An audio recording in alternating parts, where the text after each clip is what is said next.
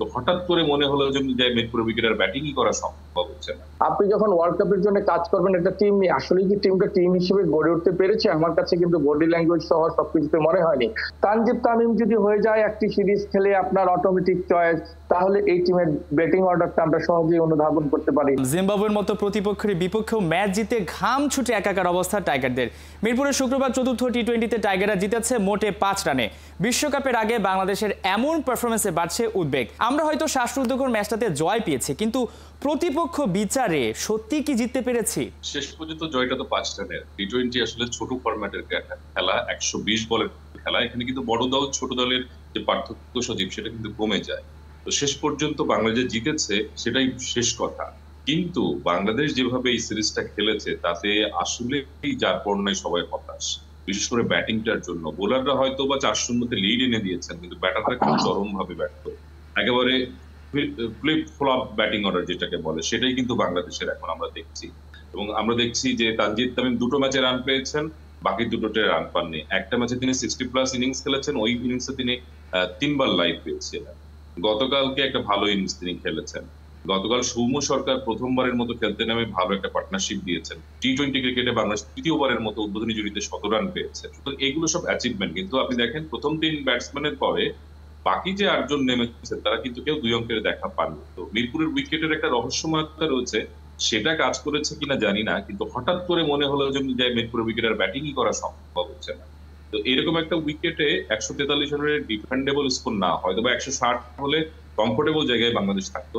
Run কিছুটা কম হয়েছে। তো এটা নিশ্চিতভাবে টিম ম্যানেজমেন্টের জন্য বড় এক দুশ্চিন্তার কারণ হয়ে থাকবে বিশ্বকাপের আগে। যে জিম্বাবুয়ের মতো একটা মাঝারি সারির দল, যারা বিশ্বকাপ কোয়ালিফাই পর্যন্ত করতে পারেনি, উগান্ডার মতো দলের কাছে হেরে গেছে, নামিবিয়ার চেয়েও তারা একটা দুর্বল দল, মানে তাদের কন্টিনেন্টে। সেইখানে তাদের বিরুদ্ধে এইরকম মানে ব্যাটিং ডিসপ্লে বাংলাদেশের জন্য নিশ্চয়ই দুশ্চিন্তার কারণ। 101 রানে 1 উইকেট, 108 রানে 2 উইকেট এবং 143 রানে 10 উইকেট।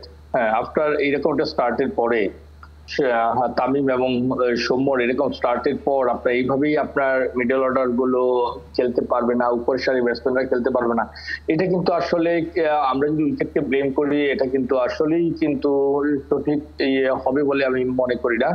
বিকজ দেখেন, উইকেট কিন্তু সবসময় একরকম থাকবে না, উইকেট সঙ্গে অ্যাডজাস্ট করে খেলতে হবে। আর টি-20 ক্রিকেটে আপনি 11 ওভারের সময় আপনার যেই উইকেট আমরা দেখেছি, উইকেট কিন্তু ওইরকম খুব বেশি চেঞ্জ হয়ে যায় নাই 9 উইকেটের সময় যে আপনাকে এরকম ভাবে উইকেট দিয়ে আসতে হবে। আমি উইকেট দিয়ে আসতে হবে এই কারণেই বলছি যে আপনি দেখেন রান আউট গুলো যেভাবে হয়েছে, আমাদের ব্যাটসম্যানদের মধ্যে কমিউনিকেশনের কিন্তু অনেক গ্যাপ ছিল, অনেক দুর্বলতা ছিল।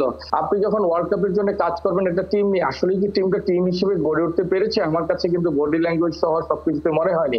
আমাদের টি-20 অবস্থানটা কি, আমরা জিম্বাবুয়েকে বলছি দুর্বলতম অবস্থান। আমি একটু বিশ্লেষণ করি। তামিম ওপেনার ব্যাটসম্যান, এটা সম্ভবত তার 4র্থ ম্যাচ, এই সিরিজটাতেই তার ডেবু হয়েছে ফার্স্ট ম্যাচে টি-20-তে। আপনি দেখেন তানজিদ তামিম আপনার টিমের এখন অটোমেটিক চয়েস না বললেও অপরিহার্য ওপেনার।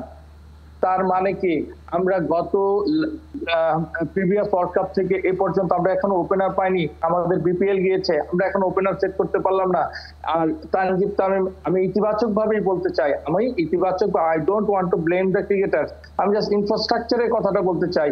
তানজিদ তামিম যদি হয়ে যায় একটি সিরিজ খেলে আপনার অটোমেটিক চয়েস, তাহলে এই টিমের ব্যাটিং অর্ডারটা আমরা সহজেই অনুধাবন করতে পারি।